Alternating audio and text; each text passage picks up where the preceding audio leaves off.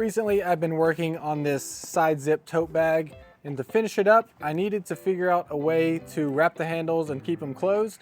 And so I did what I always do. I go to YouTube, see if there's a good tutorial out there, and I couldn't find one. So I spent the next few hours figuring out a good way to do it. So here's that video I wish I had just a few hours ago.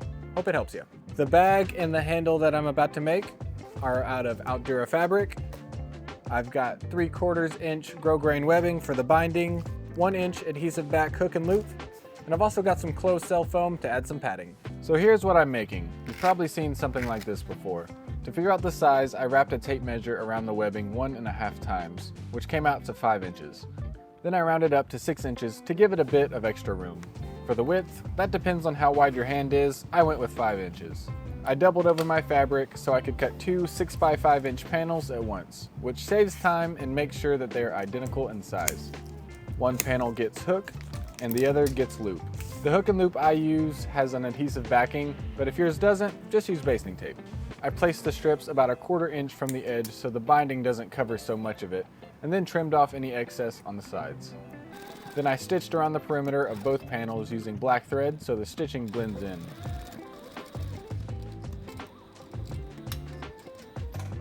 I sewed them back to back, making sure to do some reversing at the start and end of each one so the seams don't unravel when I cut the two pieces apart.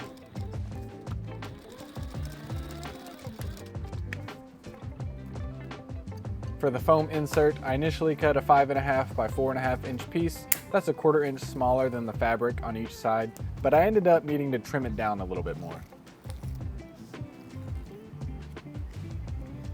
When stacking the panels, make sure the wrong sides are touching and that the hook and loop strips are on opposite ends. I used basting tape again to hold everything together while I sewed. I actually haven't made one of these with the foam inside of it yet, so we'll see if that messes up the process, so you might want to skip the foam.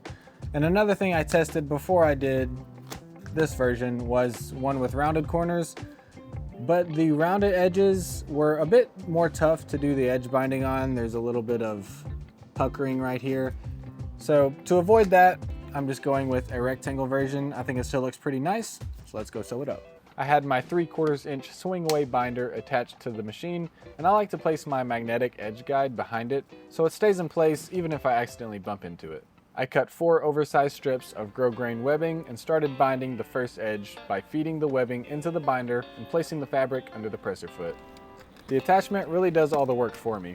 I just keep the fabric pressed against the guide so that it gets sewn along with the binding.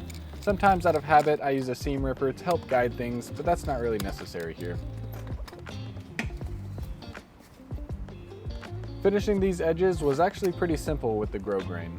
I just trimmed it flush with the fabric and sealed the ends with a lighter to stop it from fraying. On the second edge, I missed the fabric and realized I had too much foam which interfered with the binder, so I trimmed it back another 1/4 inch. My final foam dimensions ended up being 5 by 4 inches. But honestly, I'd skip the foam next time or use something a little bit thinner. But after that foam was trimmed back, the rest of the sewing went smoothly. And here's another look at the finished ends. I was skeptical at first about doing it this way. It seemed a little bit too simple, but I was satisfied with how it turned out, so why complicate something when I don't need to?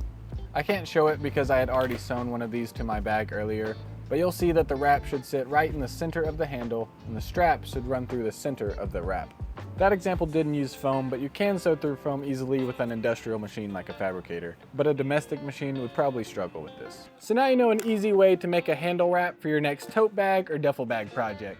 Leave a comment down below of other types of video you'd like to see, and I'd be happy to make them. If you need anything for your next project, head over to sellright.com for all of your materials, notions, sewing machine if you need it. And if you like the look of this bag, this is going to be our next DIY video on the Sellright Workbench channel, so go check out that channel after this video. If you like this video, go ahead and leave a like and subscribe if you want to see more stuff like this. Thanks for watching. See you in the next video.